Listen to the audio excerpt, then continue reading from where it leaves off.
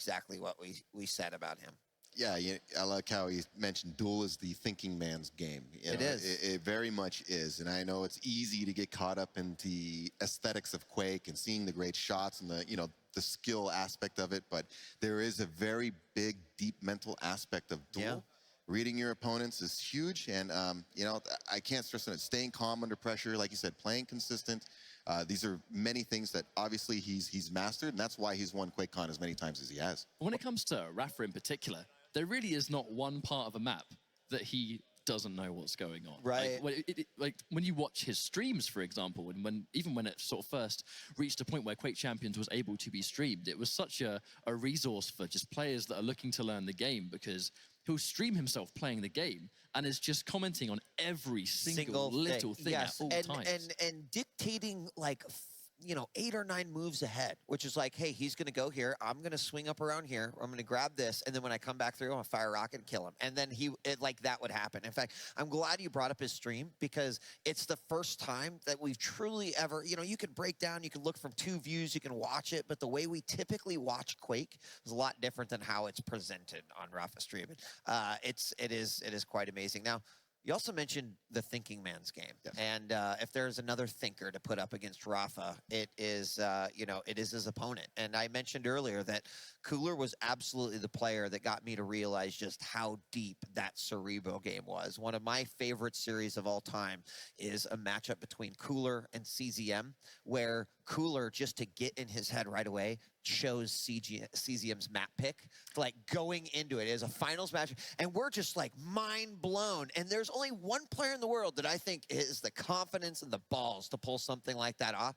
And I think, Cooler is, he has a lot of history. I feel like when I first casted him, he was a teenager, and now he is a man, married, with kids, the whole thing, and still right here as a Quake champion himself. So let's hear from Cooler and what he had to say about this duel tournament.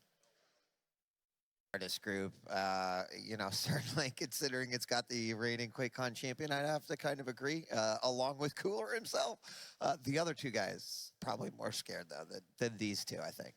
I would be a little worried being in the bracket with these 2, let me just tell you. And I'm still able to explain it to his viewers, which shows how much of a handle he has on the mental aspect. Yeah.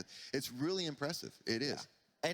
And really, if you've never tuned it is literally like if we were just to be able to, we've mic'd Rapha's brain for this match, and you're going to get to just hear what his brain is saying, because it's kind of the same thing. And we talk about the skill level and the strategy, but we should probably uncover that layer and let people know, in addition to remembering where your opponent is in a 3D space, you are timing multiple items. You are trying to control various areas of the map. You are keeping tabs on how much armor and how much health you think your opponents have.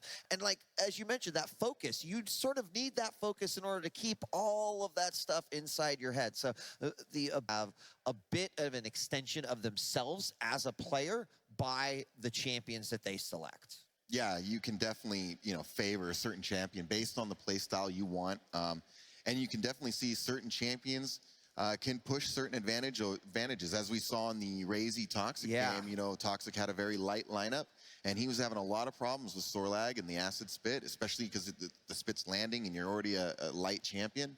It was causing him a lot of problems. So I would think if they met again, I would imagine you might want to, rethink that. And that kind of goes back to what you were saying about the champion selection is absolutely critical. So, Ketchup, what do you think here? Any one champion we think we're going to see these players favored? Do you think, are there any that that they are favoring and seem to be exceptional?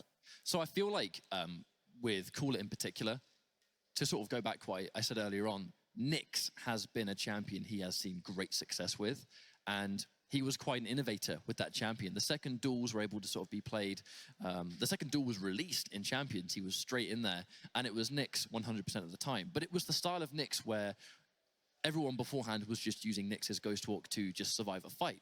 Not many people were thinking to use it in a situation to secure a kill. Right. Either land damage and then use the Ghost Walk where they can't see you activate it and then just get a surprise attack. Or just initiate straight up with the Ghost Walk, knock them up with the rocket, get that combo onto either rail or something to guarantee it. It's something he did basically since Duel began in Champions. And really, I'm kind of expecting to see Nyx at least 1 point from him, because it is a champion he's been seeing amazing success with since he started doing duel here. Excellent. Well, ladies and gentlemen, I know we've waited for a little while, so wait no longer. We're going to shoot on over to Blue and Jahar here to kick us off with this amazing matchup here for the Quake World Championships brought to you by AMD. It's Rapha versus Cooler. Gentlemen.